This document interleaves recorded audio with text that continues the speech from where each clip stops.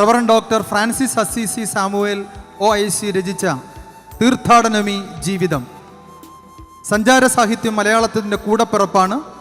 Reverend doctor Francis Assisi Samuel OICയുടെ യാത്രകളുടെ കഥ പറയുന്ന തീർത്ഥാടനമീ ജീവിതം എന്ന ഗ്രന്ഥത്തെ ആത്മീയ സഞ്ചാര സാഹിത്യമെന്ന് വേണമെങ്കിൽ വിശേഷിപ്പിക്കാം.